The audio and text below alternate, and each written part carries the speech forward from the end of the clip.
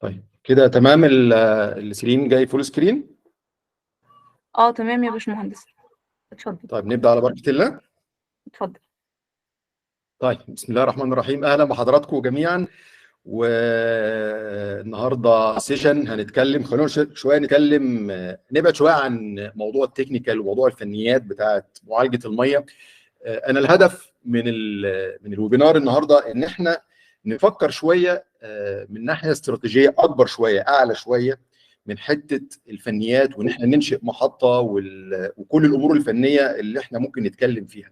لان محطه المعالجه هي تعتبر اخر نقطه في سلسله طويله جدا. فانا عاوز حضراتكم النهارده، او الهدف من الويبينار النهارده، ان احنا نفكر معالجه الميه في المستقبل شكلها ازاي، الناس بتفكر فيها ازاي، الشركات، المؤسسات، البنوك، الحكومات والمنظمات، تمام، بتفكر في موضوع معالجه الميه ازاي، وليه معالجه الميه او صناعه معالجه الميه بوجه عام بقت صناعه اساسيه لا يمكن الاستغناء عنها.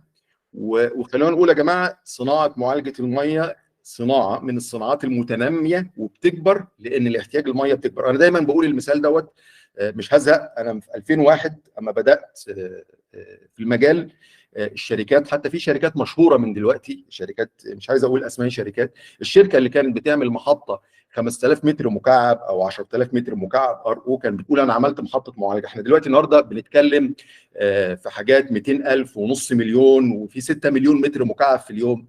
فالموضوع متنامي وبيكبر. فالنهارده انا قسمت الويبينار ده 4 حاجات. الاول هتكلم شويه ارقام كده سريعه، ده في الجزء الاول. الجزء الثاني انا عايز اوضح لحضراتكم، عشان انا كاتب او التايتل بتاع الويبينار اللي هي معالجه الميه والاستدامه في المستقبل. فكلمه الاستدامه دي بتعمل مشكله لكثير من الناس. فانا في الجزء الثالث، او سوري، في الجزء الثاني هشرح كلمه الاستدامه ومفهوم الاستدامه في مجال صناعه معالجه الميه. والجزء الثالث من الويبينار هدي شويه كيس ستاديز علشان نطبق ايه مفهوم الاستدامه. وبعدين الجزء الرابع هختم بموضوع مهم علشان نعرف الدنيا بتفكر ازاي. طيب انا هزعلكم شويه في البدايه، هضايقكم، لان احنا لازم نتضايق. يعني انت عارف لما الانسان بيتضايق بيخرج بره منطقه الراحه بتاعته، بره الكومفورت زون زي ما بيقولوا، ويبتدي يفكر. الصوره اللي قصاد حضراتكم دي ارض زراعيه في منطقه كانت بيوصل لها ميه، ودلوقتي ما بقاش يوصل لها ميه. فالارض ما بقاش يوصل لها ميه، فبقت ارض بور عشان نقدر نزرعها. فحضراتكم لازم تعرفوا اهميه الميه. وحضراتكم كده تخيلوا اي مجتمع عنده مشاكل في الميه، عنده نقره في الميه، او ما عندوش ميه. الميه يعني الحياه، يعني الزراعه، الصناعه، حياه البشر، صحه البشر. فالميه سلعه رئيسيه وسلعه اساسيه جدا. لكن للاسف الخريطه اللي قدامكم دي انا جبتها لكم من موقع انا كاتبه تحت اهوت، اسمه يونايتد نيشن، اسمه يو ان ووتر. هو www.unwater.com. على فكره موقع كويس جدا يا جماعه، هتلاقوا فيه احصائيات على مستوى العالم كله. طيب الخريطه دي ايه بتعبر عن ايه؟ دي حاجه اسمها الليفلز اوف ووتر ستريس باي كونتري، اللي هي بتوضح الاجهاد المائي، حالات الاجهاد المائي على مستوى العالم. الاجهاد المائي ببساطه، انا طبعا كل ما اشوف الخريطه دي بتضايق، يعني انت عارف ببقى زعلان، يعني لان احنا في وسط البؤره الحمراء ديت اللي هي بالاحمر الداكن ديت، فبتبقى عندنا مشكله. الاجهاد المائي هو حاله، هي حاله اما يكون الميه المسحوبه من بلد ما، الميه المسحوبه دي ميه نيل، ميه ابار، ميه سدود، اللي هي المصادر الميه الطبيعيه، بتزيد كتير قوي. الميه المسحوبه بتزيد عن احتياجات البلد ديت، تمام، او بتزيد. انا بسحب ميه بس ما بتتعوضش، تمام. فهي نسبه ما بين احتياجات وحاجه بيتم تعويضها. فالمنطقه اللي بالاحمر الداكن دي، طبعا الستريس، الووتر ستريس او الاجهاد المائي ده له 3 درجات. بيبقى اجهاد خفيف ومتوسط وشديد. المنطقه اللي بالاحمر القاني دي اللي هي منطقه الشرق الاوسط، منطقه الشرق الاوسط وشمال افريقيا هي اكتر منطقه في العالم بتعاني من اجهاد مائي. يعني ايه اجهاد مائي؟ يعني احنا عندنا مشكله في الميه. ليه؟ ودي ليها اسباب موضوعيه. منطقه الشرق الاوسط وشمال افريقيا فيها تقريبا 1.6 من عدد السكان في العالم، لكن بيخدمهم تقريبا 1.2 من مصادر المياه المتجدده. مصادر المياه المتجدده يعني انهار وامطار ومياه جوفيه. ومتوقع في المنطقه بتاعتنا ديت اللي بيسموها المينا ريجون او شمال افريقيا اللي هو الشرق الاوسط وشمال افريقيا، ان الطلب على الميه هيزيد بنسبه 50%. ليه هيزيد بنسبه 50%؟ سنه 2050. 2050 دي مش بعيده يا جماعه، دي 25 سنه او 26 سنه من دلوقتي. ان الطلب على الميه هيزيد بنسبه 50%، لان بالتالي عدد السكان، الاساس ان عدد السكان بيزيد بنسبه 50%. فمتخيلين شكل المستقبل ازاي؟ احنا دلوقتي عندنا مشكله في الميه، تمام؟ وطبعا حضراتكم عارفين كتير عن خط الفقر المائي. خط الفقر المائي اللي هو ببساطه قوي ان خط الفقر المائي اللي هي نصيب الفرد في اي دوله من الميه الموجوده، اللي هو المينيمم، النصيب، اقل نصيب. فالامم المتحده صنفت او حددت خط الفقر المائي ان هو نصيب الفرد في اي بلد ان هو يكون 1000 متر مكعب في السنه. يعني المفترض ان احنا لو احنا في مصر، في السعوديه، في اي وات ايفر، انت المفترض يكون نصيبك من الميه، نصيبك اللي هو مش انت بتشربه في السنه، لا، ده اللي هو نصيبك في الميه بتاعت البلد كلها، ليه انت بتشرب بيها وبتستخدمها وبتستخدم في الزراعه والصناعه وكل المجالات، يعني نصيبك الفردي. فما تخيلوا ان بلد زي مصر، احنا بنتكلم على خط الفقر المائي 1000 متر مكعب للفرد في السنه. احنا في مصر في اللحظه اللي احنا فيها دي نصيب الفرد من الميه ممكن لا يكون بيتجاوز 650 متر مكعب للفرد في السنه. فاحنا اوريدي نزلنا تحت خط الفقر المائي خلاص يا جماعه. فاحنا عندنا مشكله، وعندنا مشكله كبيره، ولازم ننتبه. عشان كده بنقول اما الشعوب والناس تبتدي تحس بالقلق، تبتدي تتضايق، تخرج بقى الكومفورت زون، بيبتدوا يفكروا ازاي نعمل او ازاي نحل مشكله الميه ديت. طيب الخريطه الثانيه دي برضو انا مش عايز افصلها، يعني انتوا الخريطتين دول هتلاقيهم مرتبطين ببعض. دي برضو عشان في مشكله لازم برضو احنا ننتبه ليها. الخريطه اللي انتوا حضراتكم شايفينها دي بتوضح معدل عدد ساعات سطوع الشمس في خلال السنه على الكره الارضيه. المنطقه اللي هي بالاحمر والاصفر دي اللي بتاعت برضو الشرق الاوسط، دي اكتر منطقه بتتعرض للشمس. طب انا عارضها ليه؟ الصورتين اللي على الشمال دي صوره السد العالي، والصوره اللي تحت ديت صوره بحيره ناصر اللي هي بتخزن ميه السد العالي. طب ايه علاقه معدل عدد ساعات سطوع الشمس بالسد العالي وبحيره ناصر والميه اللي متخزنه ورا بحيره ناصر؟ انا هقول لحضراتكم. بحيره ناصر او السد العالي الحته اللي وراها دي، المفترض ان السعه التخزينيه بتاعتها 169 مليار متر مكعب من الميه. منهم حوالي 31.5 مليار متر مكعب بيسموه ديد زون، او منطقه انت ما تقدرش تستخدمها، اللي هي تحت الفتحات بتاعت السد العالي، يعني مش هتقدر تستخدمها، هي ديد زون يعني. تمام. حضراتكم تخيلوا ان بسبب عدد ساعات سطوع الشمس الكتيره ديت، معدل البخر في بحيره ناصر، انا كنت شايف احصائيه سنه 2022 كانت بتاعت وزاره الري او الموارد المائيه، ان في 1.5 متر مكعب ل 2 متر مكعب ميه بتفقد من بحيره ناصر بسبب الفقد في الثانيه. متخيلين؟ في الثانيه الواحده احنا بحيره ناصر دي بسبب الشمس السطوع دوت بتفقد من 1.5 ل 2 متر مكعب في الثانيه. الرقم ده بيعمل ايه؟ بيعمل 10 مليار متر مكعب فقد سنوي في الميه. انت ما بتعرفش تعمل حاجه بسبب ان انت عندك سطوع شمس او عدد ساعات سطوع شمس كبيره جدا. فانتم متخيلين الرقم ده يا جماعه؟ 10 مليار متر مكعب من ميه النيل بيروحوا في السماء في البخار بسبب البخر، بسبب الشمس. فاحنا عندنا مشاكل، لازم نبتدي نفكر احنا هنعمل ايه. وعلى فكره احنا دلوقتي بقيه العالم ما بقاش في معزل من المشاكل بتاعه ندره الميه. احنا كلنا سمعنا السنه اللي فاتت في الصيف ان حصل مشاكل او حصل بعض الجفاف في اوروبا برضو حتى بيعانوا. فالموضوع عالمي، مش بس في منطقتنا، بس احنا من اكتر المناطق اللي بتعاني، وبس احنا مفترض ان احنا نكون من اكتر المناطق اللي بتحاول تجابه المشكله ديت. طيب، فبكل المشاكل اللي انا قلتها دي وكل الاخبار اللي هي المزعجه ديت، احنا لازم نبتدي نفكر. فالسؤال اللي هيتبادر او الاجابه اللي هتتبادر على الذهن، خلاص احنا عندنا صناعه اسمها الووتر تريتمنت اندستري، صناعه معالجه الميه. هبتدي اتوسع، كل بلد هتبتدي تتوسع في بناء محطات تحليه ميه البحر، الصرف الصحي، الصرف الصناعي، الابار. اتوسع، ابتدي ارص محطات كتير علشان اجابه المشكله دي. لا، هو الموضوع ما بقاش كده يا جماعه.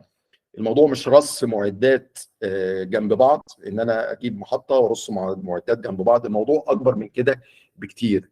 الموضوع محتاج شويه فكر استراتيجي، لا في النهارده فكر مستدام شويه. المشكله او الحل مش ان انا ارص محطات جنب بعض، اتوسع في محطات وفقط، لا، الفكر اعلى من شويه. تمام. فالحل في الكلمه اللي انتوا حضراتكم شايفينها دي، اللي هي sustainability، اللي هي الاستدامه. الكلمه دي الناس دايما كانت بتقول، انت عارفين حضراتكم، احنا دايما بيفرض علينا الاجنده العالميه، بيفرض علينا بعض الكلمات يعني.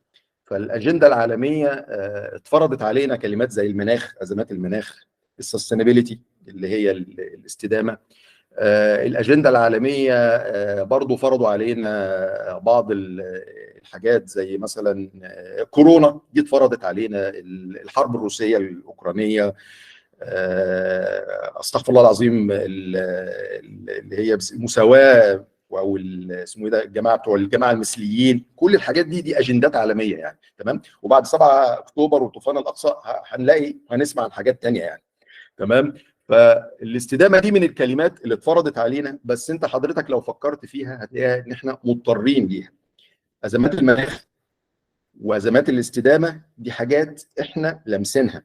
تمام. فالحل في الكلمه دي، فخلونا نعرف الاستدامه دي اولا يعني، عشان نبني على الكلام دوت، نفهم بس مفهوم الاستدامه ايه. عشان الناس كانت بتتكلم استدامه استدامه استدامه او سستينابيلتي، فاحنا عايزين نعرف السستينابيلتي دي بتمثل ايه، او ايه مفهومها، او يعني نمسكها ازاي دي. فهو ببساطه مفهوم الاستدامه بيقول لك fulfilling the needs of current generation، اللي هو ان انت توفر، او ان انت توفر. هي كلمه توفر، fulfilling يعني توفر، او توفر احتياجات الاجيال الحاليه، الكارنت جنريشن اللي هو احنا حضراتكم، بدون ان احنا نوفر احتياجاتنا في كل حاجه، مش الميه بس. هي مفهوم الاستدامه كلمه كبيره شويه، بس احنا هنتكلم عنها يعني في سياق الميه او صناعه الميه بس. فانت ان انت توفر احتياجات الاجيال الحاليه بدون ما تمس باحتياجات الاجيال القادمه، اللي هم اولادنا واحفادنا والناس اللي احنا مش هنشوفهم. بس هتوفر احتياجاتك بدون المساس باحتياجات الاجيال القادمه، بس تعمل بالانس ما بين ده تعريف السستينابيلتي: توفير احتياجات الاجيال الحاليه بدون المساس باحتياجات الاجيال القادمه، وتضمن ان يحصل بالانس ما بين النمو الاقتصادي، الايكونوميك جروث، الانفايرمنتال كير، الحفاظ على البيئه، والسوشيال ويل بينج اللي هو الرفاهه الاجتماعيه او الرفاهيه الاجتماعيه. فازاي دي تتعمل يعني ازاي ان انا لو هنتكلم في سياق الميه بس، ازاي ان انا هوفر احتياجاتي من الميه عالميا في اللحظه اللي انا فيها دي بدون المساس باحتياجات الميه بتاعت الاجيال القادمه، وما يحصلش مساس بالتقدم الاقتصادي، او ان انا الوث البيئه، او ان انا السوشيال ويل بينج اللي هي الرفاهه الاجتماعيه. اذا كان انا في اللحظه اللي احنا بنتكلم فيها دي الميه مش مكفيانا، فانا ازاي هنعمل الكلمه دي؟ فهي دي النقطه المهمه جدا اللي انا هتكلم عليها في الجزء الثاني، او الجزء اللي انا بتكلم فيه. الراجل ده عاوز يفهم ازاي نحقق السستينابيلتي او الاستدامه في المفهوم اللي احنا اتكلمها الكلمه دي، ان احنا ازاي نوفر احتياجات الميه بتاعتنا للاجيال ديت اللي احنا في اللحظه اللي احنا بنتكلم فيها، بدون المساس باحتياجات الاجيال القادمه، واضمن نمو اقتصادي وملوث البيئه او ان انا اذي البيئه، ورفاهه او رفاهيه اجتماعيه. طيب الكلمه سستينابيلتي او الاستدامه كلمه عايمه شويه، فاحنا علشان نقدر نقيس اي حاجه، في واحد اسمه بيتر دراكر، ده ابو الاداره الحديثه، ده واحد امريكي كان دكتور قديم زمان، هو بيعتبروه ابو الاداره الحديثه. له جمله مشهوره كده بيقول لك ايه: you cannot manage what you cannot measure. يعني انت ما تقدرش تتحكم او تقيس، سوري، ما تقدرش ان انت you cannot manage، ما تقدرش ان انت تعمل كنترول او ان انت تدير حاجه بدون ما تعرف تقيسها. you cannot manage what you cannot measure. لازم اعرف اقيسها، لازم احولها لارقام، لازم احولها لحاجه. في مجال السستينابيلتي الناس بدات تفكر ازاي ان انا احول السستينابيلتي دي لحاجه ملموسه، حاجه اقدر اقيسها، حاجه كده زي مؤشرات الاداء. انا بحط لحضرتك مؤشرات اداء علشان كلكم طبعا شغالين في شركات، في اخر السنه كل واحد بيتحاسب له مؤشرات اداء، كي بي ايز، كي بيرفورمانس اندكس يعني، تمام. فانا عايز اعرف ان انا احاسبك، فلازم احط لك شويه اهداف، شويه ارقام ملموسه اعرف اقيسها انا وحضرتك عشان نقدر نتحاسب. فالدنيا او العالم علشان يلاقوا ملكه او يلاقوا مفهوم للسستينابيلتي ديت، عملوا حاجه اسمها الاي اس جي فريم ورك او الانفايرمنتال سوشيال جفرنس فريم ورك. هو اطار عمل كبير بيتكلم انا علشان احول كلمه سستينابيلتي ديت لحاجه ملموسه، فانا بقيسها بثلاث حاجات: بالاثر البيئي والاثر الاجتماعي والحوكمه. احنا كنا عاملين مع الجماعه قبل كده في ويبينار خاص بمستقبل صناعه الميه، وخدنا فيه اتناقشنا في نموذج مدينه نيوم اللي هي بتتعمل في السعوديه دلوقتي، وفي جزء كبير من الويبينار ده انا اتكلمت عن الاي اس جي دوت، تمام. فهو الاي اس جي فريم ورك ده يا جماعه هو عباره عن شويه معايير، تمام، بيستخدمها زي ما انا كاتب كده يوزد باي انفستور، المستثمرين، الاورجنايزيشن. ايه الاورجنايزيشن دي؟ حكومات، بنك دولي، البنوك اللي بتقرض، تمام، علشان تو ايفالويت اند ميجر، علشان يقيس ويقدر يحدد هل الشركه دي بتراعي معايير الاستدامه ولا ما بتراعي ما لا تراعي هذه المعايير. فهو احنا ليه عايزين نعمل الاي اس جي ريبورت ده؟ وخلي بالكم الاي اس جي ريبورت ده بقت حاجه سنويه الشركات بتعمله، لسه الموضوع ما وصلناش هنا في مصر قوي، بس الموضوع بدا الناس تهتم بيه، بدات الناس تعمل حاجه اسمها الاي اس جي ريبورت ويطلع سنوي، علشان المؤسسات والانفستور. انا ما بتكلم على مؤسسات وانفستور، دي للناس اللي بتاخد قرارات مسار الفلوس ومسار التمويلات. الناس دي لازم تقتنع ان الشركه الفلانيه او المؤسسه الفلانيه او البلد الفلانيه بتراعي مبادئ الاستدامه علشان تدي لها فلوس او عشان تديها تمويل. فهو يا جماعه الاي اس جي فريم ورك دوت او اطار العمل بتاع الاي اس جي دوت هو بيقيس معايير الاستدامه في اي حته بقى، بلد، ممكن نطبقها على شركه، نطبقها على كومباوند، نطبقها على مصنع. يعني الاي اس جي ريبورت ده بيتطبق على اي حاجه، من اول حاجه صغيره لحد ممكن البلاد، الدول. فهو اطار تحت امبريلا كبيره قوي من ثلاث حاجات: بيئيه ومجتمعيه وحوكمه. طيب احنا عشان الكلام ده يكون واضح لحضراتكم، انا لو هتكلم مثلا عن البيئه، لو انا عايز اقيس هل شركه ما او بلد ما او مكان ما هل بيطبق معايير الاستدامه في المجال البيئي، فانا بحط له شويه كي بي ايز اللي انا كاتبهم دول الثمان حاجات. بس دول خلي بالك دول حاجات مقترحه، ممكن يكون في حاجات اكتر من كده، ممكن بلد ثانيه او مكان ثاني الاي سي جي ريبورت بتاعه بيتكلم عن حاجات ثانيه، انما انا بتكلم عن الحاجات الكومن. فانا دلوقتي لما اروح اقيم، مثلا انا رايح اقيم مثلا مدينه كومباوند، هل هو بيحقق الاستدامه في مجال البيئي فاول حاجه الووتر يوز افيشنسي اللي هي كفاءه استخدام الميه.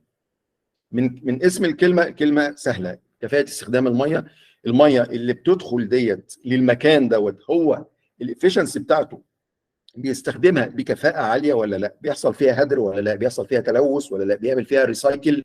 يعني الميه بتدخل طبعا بيبقى فيه مخرجات، بيبقى فيه ميه صرف صحي او صرف صناعي، هل بياخد الميه دي ويعمل لها اعاده تدوير ويدخلها تاني؟ فكل دي تندرج تحت الووتر يوز افيشنسي. فدي حاجه نقدر نتحكم فيها ونقدر نقيسها. تمام.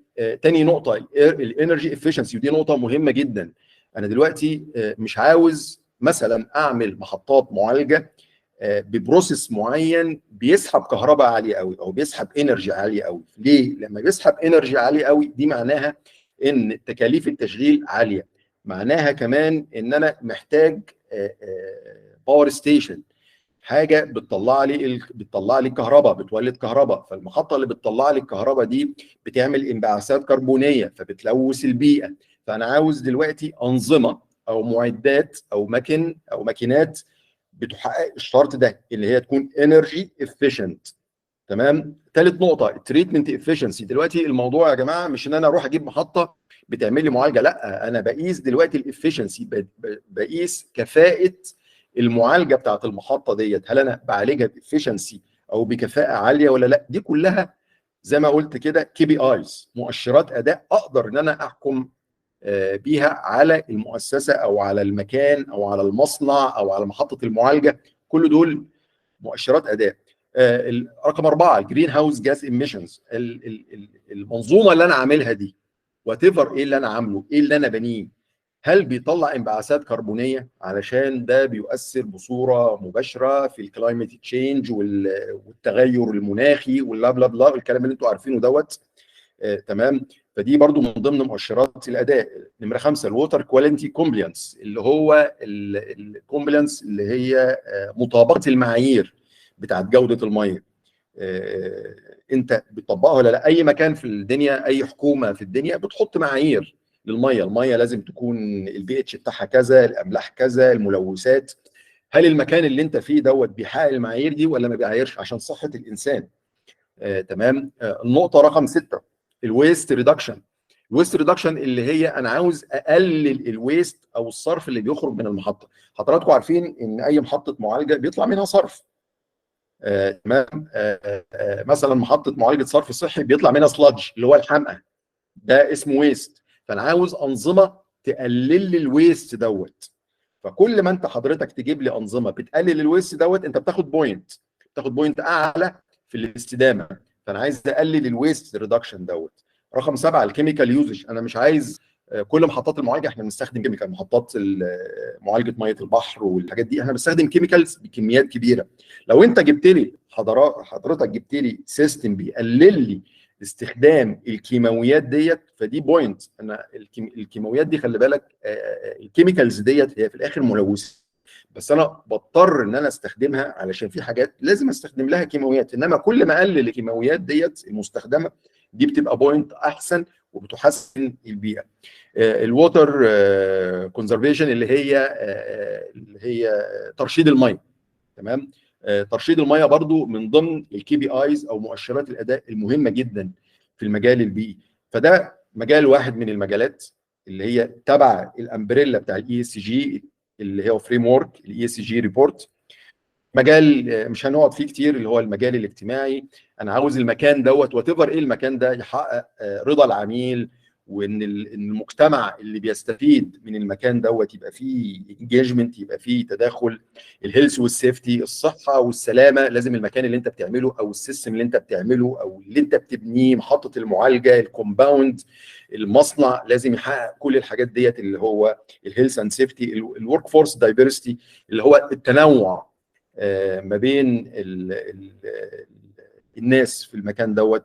في دول طبعا انتوا حضراتكم عارفين ان لازم يكون في دايفرستي من الراجل والست والناس المهاجرين والقصص ديت.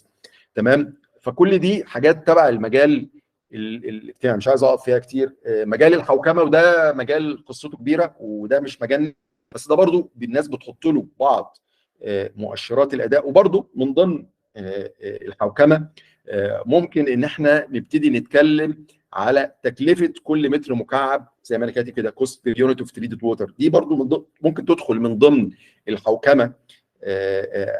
انا بتكلف على كل متر مكعب، سواء بقى صرف صحي او ان انا بعالج ميه صرف صناعي او بحلي ميه بحر او ابار.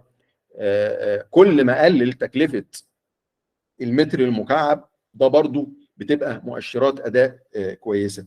المؤشر الثاني ريفينيو فروم ووتر سيلز. انت عارف حضراتكم معظم المرافق بتاعه الميه في معظم الدول بقت تتخصص، يعني انت حضرتك بقيت تشتري الميه.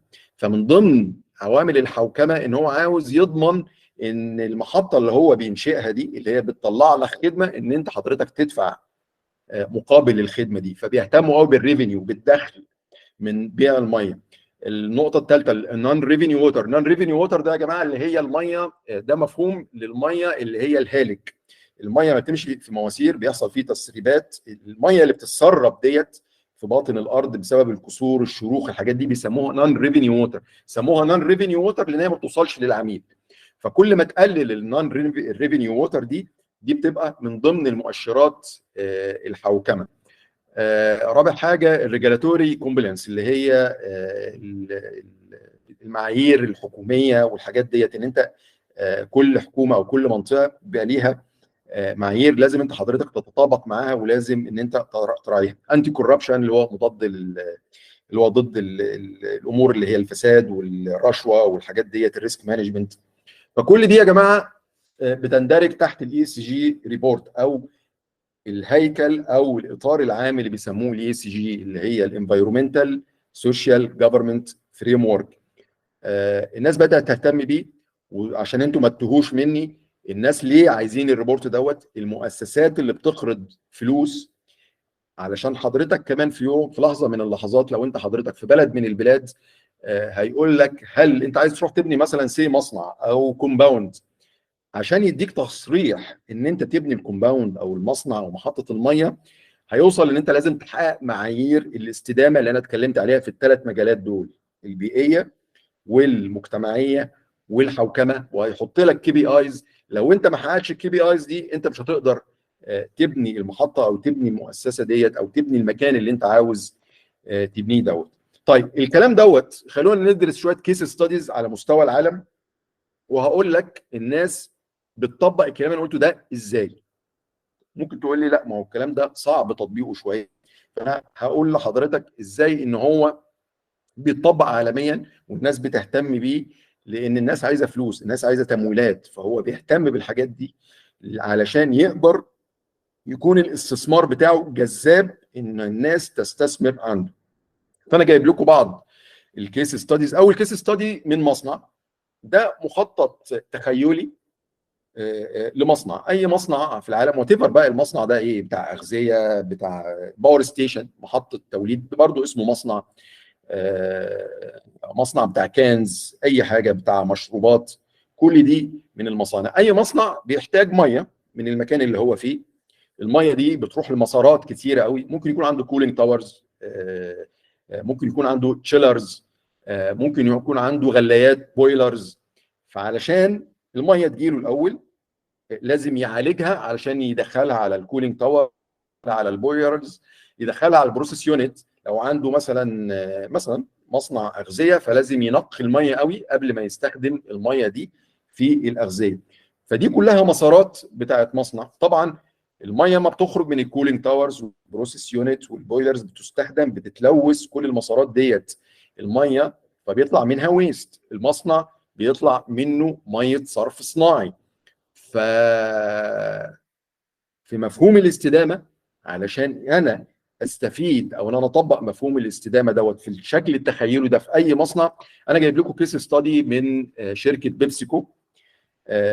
عندهم اكبر مصنع ليهم في المكسيك اسمه فاليجو فاسيليتي، ده اللي هو بيعمل الدوريتوس والشيبسيات، الحاجات اللي انتوا المضره دي اللي انتوا حضراتكم كلكم عارفينها بتاكلوها ديت.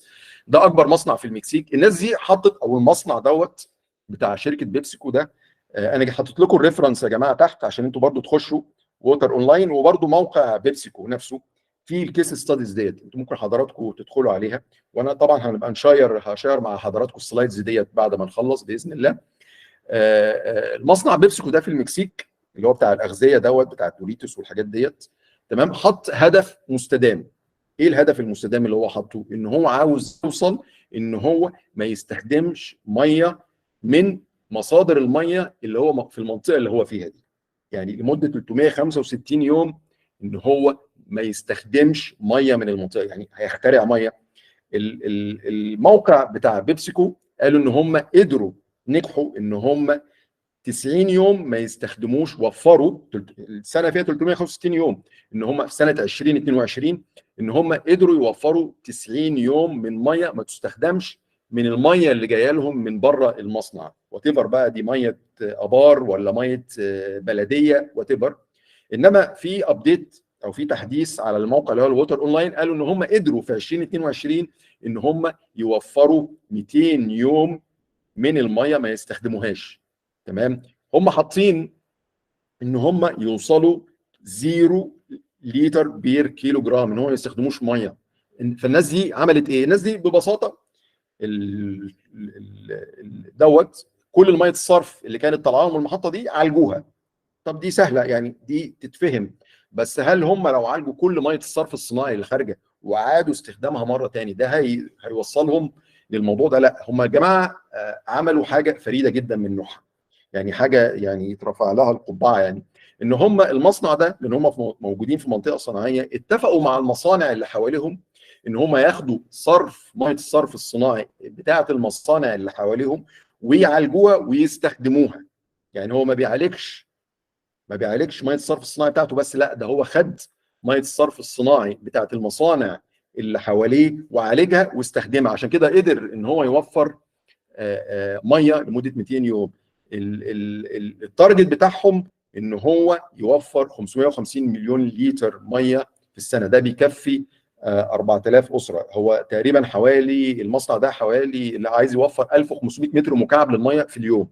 تمام، فهدف مستدام. هل الكلام ده اتعمل ببلاش؟ لا طبعا، اتعمل باستثمارات واتعمل بفلوس، وفي بنيه تحتيه اتعملت وفي معدات اتحطت، الكلام ده ما اتعملش ببلاش. تمام، انما لو انت حضرتك جيت طبقت مفهوم الاستدامه على المصنع دوت اللي احنا كنا اتكلمنا فيه من شويه، هو قدر ان هو يلبي احتياجاته الحاليه، احتياجات المصنع، بدون المساس بالمجتمع اللي حواليه او بالميه بتاعت المجتمع اللي حواليه. وكمان قدر ان هو يقلل التلوث لان هو بقاش يرمي ميه صرف صناعي بتاعته في الشبكه العموميه، وكمان خد الملوثات بتاعت المصانع الثانيه او ميه الصرف الصناعي بتاعت المصانع الثانيه وعالجها. فده هدف مستدام مليون في المية يا جماعه. تمام، فمصنع عندكم اهو من اكبر المصانع اللي في المكسيك بتاعت بيبسيكو قدر ان هو يحقق الهدف المستدام دوت. طيب، بس طبعا زي ما بقول لحضراتكم الكلام ده بيكلف فلوس، لازم نبقى عارفين الكلام ده بيكلف فلوس. طيب، الكيس ستادي الثانيه ميه الزراعه. بصوا يا جماعه، في مصر هديكم كيس ستادي، ده كيس ستادي في مصر احنا 80% من الموارد بتاعتنا بتروح لميه الزراعه. 80%، متخيلين؟ يعني مثلا احنا حصتنا من ميه النيل 55 مليار متر مكعب، في 80% من الحصه دي بتروح لميه عشان الزراعه. تمام، الزراعه ميه بعد ما تستخدم في الزراعه وبيعاد استخدامها وفي ميه صرف والقصص دي، في 30% من ال 80% دول بيسموا مياه صرف اراضي زراعيه. فالدوله في مصر حطت هدف مستدام من فتره وبدات تنشئ محطات معالجه صرف اراضي زراعيه كبيره زي المحسمه، بحر البقر.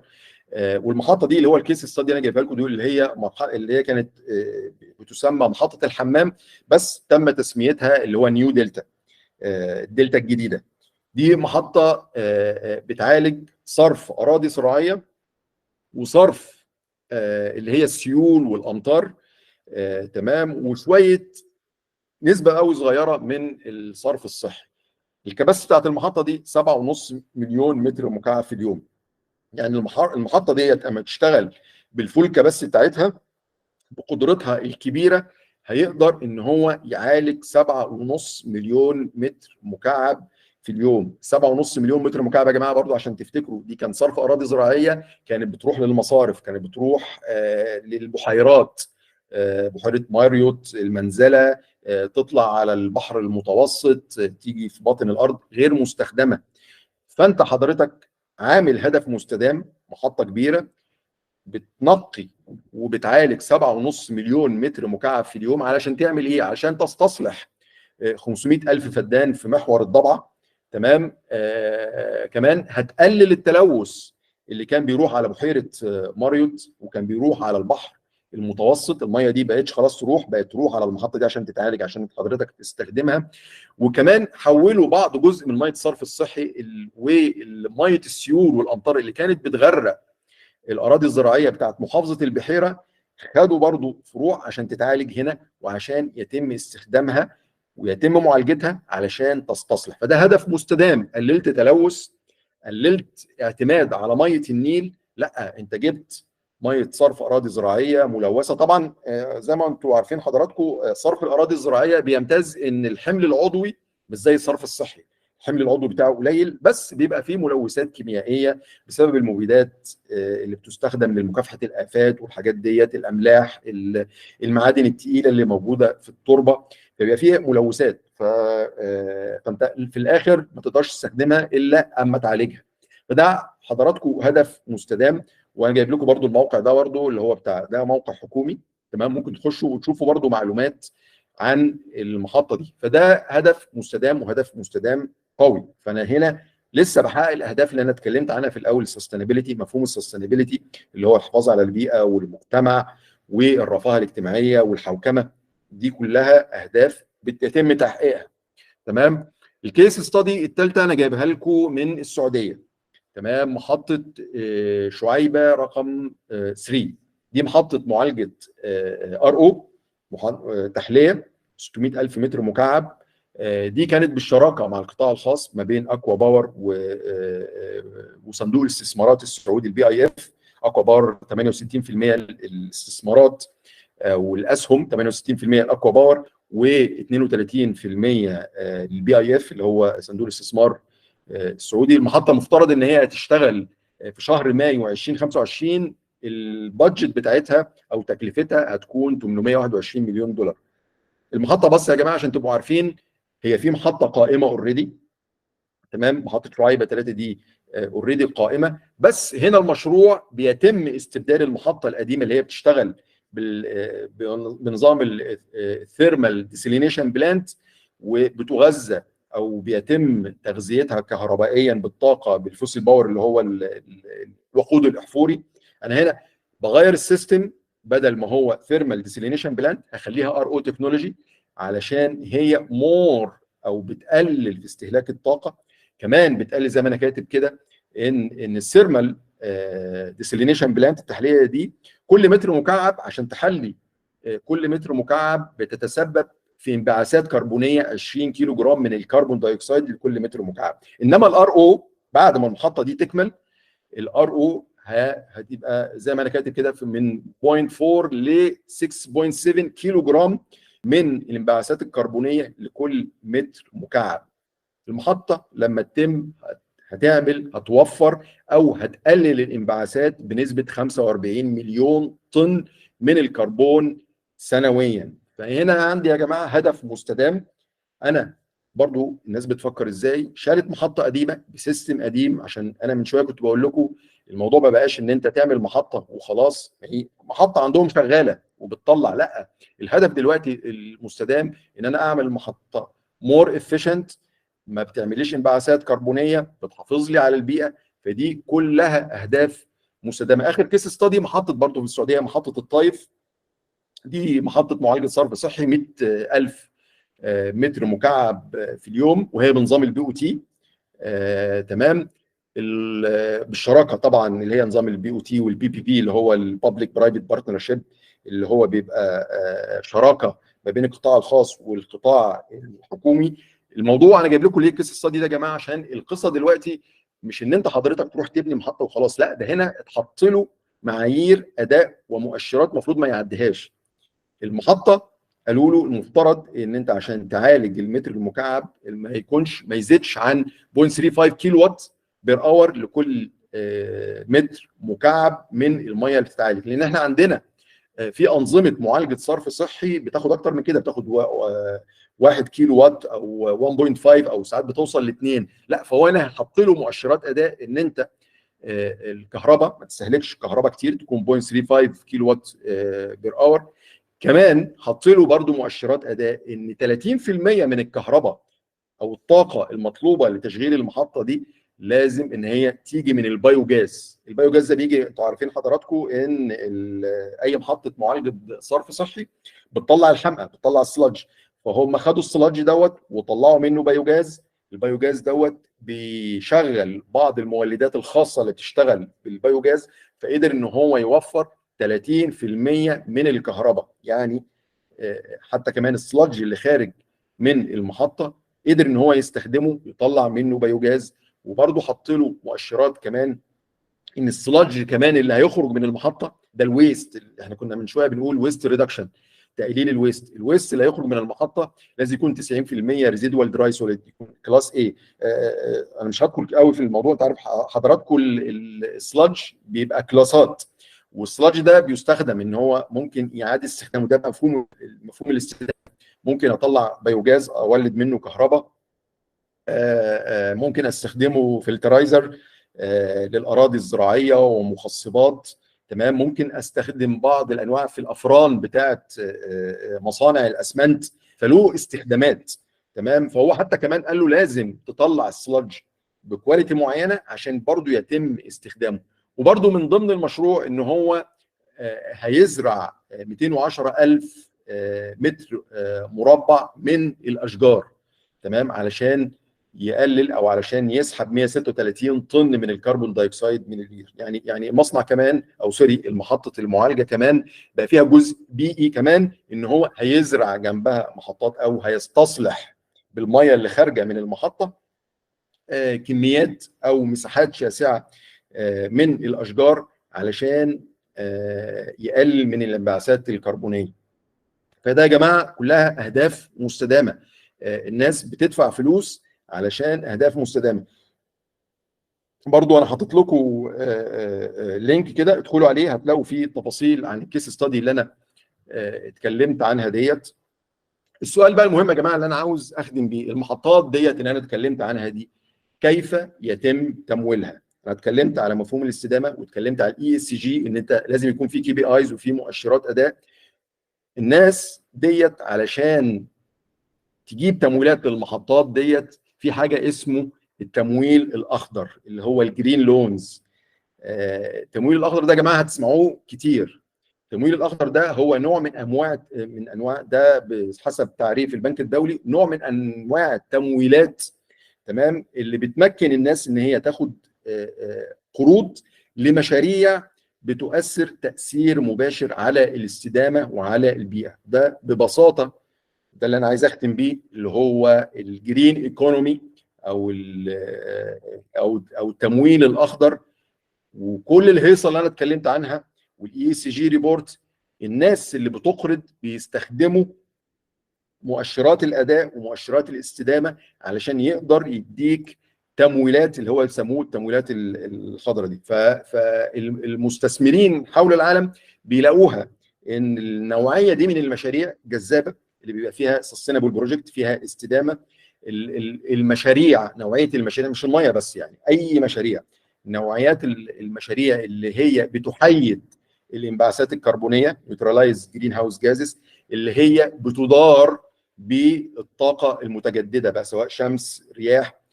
كل دي تمويلات بتسهم في موضوع الاستدامه والحفاظ على البيئه، ودي تمويلات يا جماعه بقت ليها شروط وشروط قاسيه. ففي حاجه مهمه جدا او رقم مهم جدا لقيته في بلومبرج، ان في سنه 2022 تقريبا البنوك ادت تمويلات $1 تريليون. متقسمه ازاي؟ 1 تريليون دولار 580 مليار او بليون دولار راحت للمشاريع اللي انا اتكلمت عنها، اللي هي ليها علاقه بالاستدامه، ليها علاقه بالطاقه المتجدده.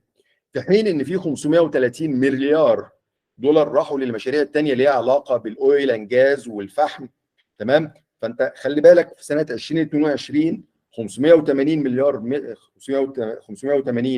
مليار دولار راحوا للمشاريع، تمويل مشاريع ليها علاقه بالاستدامه وبتحقق مفاهيم الاستدامه اللي احنا اتكلمنا عنها من شويه، في حين ان 530 مليار دولار راحوا للمشاريع اللي بتستخدم الاويل والجاز والفحم والحاجات اللي بتلوث البيئه. فالرقم اكبر. الناس دلوقتي بقت تركز على المشاريع اللي بتحقق الاستدامه والحفاظ على البيئه. علشان كده هم حاطين، عشان حضرتك تروح تقول لهم يا جماعه تخبط على باب البنك او الجهه المانحه ديت، هيحط لك شويه مؤشرات اداء، حاجات ليها انفايرمنتال امباكت. لازم المشروع بتاعك يكون له تاثير ايجابي على البيئه، لازم بتقلل الانبعاثات الكربونيه، بتقلل التلوث، بتقلل استخدام موارد البيئه بقدر الامكان. كمان لازم ان انت تتماشى مع المعايير اللي بتحطها الحكومات قبل. هيكون عندك، خلي بالكم يا جماعه، انت عشان دلوقتي المشاريع دي اللي هي تندرج تحت مواضيع الاستدامه والمشاريع الخضراء والتمويل الاخضر دي لازم هيكون ليها شهادات. في ناس هتيجي تفتش على المشروع بتاعك، في ناس هتفتح التصميم بتاع المشروع بتاعك يشوفوا محقق الكلام ده ولا مش محقق الكلام دوت. الكلام ده يا جماعه احنا مش في معزل عن كل الكلام دوت. المشاريع، نوعيه المشاريع دي بتتعمل في البلاد اللي احنا فيها، في مصر، في السعوديه، في الخليج، في الشرق الاوسط، الجهات المانحه اللي بره. دي النقطه اللي انا عايز اعمل عليها ستريس، ان احنا مشاريعنا مش في معزل عن كل الكلام دوت وعن السستينابيلتي وعن الاستدامه. وحضرتك اما تيجي تعمل محطه معالجه لازم البروسيس تختاره مظبوط عشان يحقق الاستدامه. حتى كمان لما تيجي تشتري معداتك، تشتري مكنه، تشتري موتور، تشتري سكرين، كل المعدات اللي انت بتستخدمها في المشروع بتاعك لازم تحقق معايير الاستدامه والانرجي افشنسي وكل الكلام دوت. فاحنا يا جماعه مش في معزل عن كل الكلام دوت. لازم نركز قوي على مواضيع الاستدامه وازاي نحقق مواضيع الاستدامه. والجماعه بره بيبعتوا لنا رساله واضحه جدا ان مستقبل تمويل مشاريع الانفراستراكشر، وطبعا محطات المعالجه هي جزء من مشاريع الانفراستراكشر، ان هو لازم التمويل دوت يكون اخضر بالمعايير اللي انا اتكلمت عنها، والا مش هيكون في مستقبل تماما للحاجات ديت.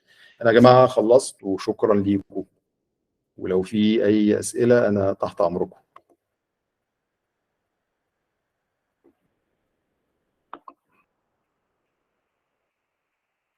انا خلصت يا جماعه. ونشكر حضرتك جدا يا باشمهندس هيثم. حقيقي الويبينار النهارده كان شيق وممتع جدا وسلس وخفيف كده. ربنا يديمك يا رب، ونتشرف دايما بوجود حضرتك معانا. الله يخليك، الله يخليك. اتمنى ان الناس يكونوا استفادوا يعني. بصراحة ما شاء الله على حضرتك، يعني جميع الزملاء طيب. بيشكروا بحضرتك جدا.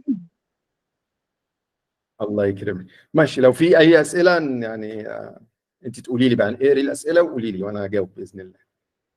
تمام. في سؤال بيقول لحضرتك ايه اهم، ثانية لحظة واحدة بس.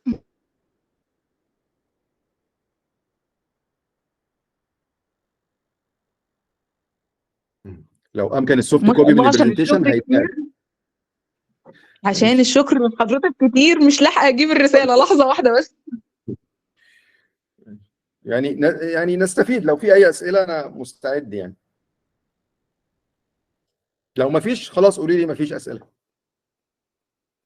هو في سؤال واحد بس بيقول لحضرتك ما هي اهم الشهادات الاحترافية المرتبطة بالاي اس جي؟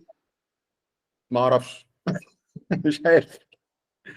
لا يعني ما اعرفش. هو اصل الاي سي جي دي يا جماعه هتلاقي في حاجه اسمها اللي انا اعرفه طبعا ان في حاجه اسمها شهادات اللي هي الليد مشاريع لها علاقه بالسمارت سيتيز، ولازم تاخد شهادات معينه. مش فاكر اسم الشهاده بالظبط ايه، بس في بعض المنشآت علشان تتعمل وتبقى فيها سستينابيلتي او مواضيع الاستدامه دي بيلاقيها شهادات معينه يعني. انما في مجالنا او مجال معالجه الميه مفيش حاجه بتقول كده.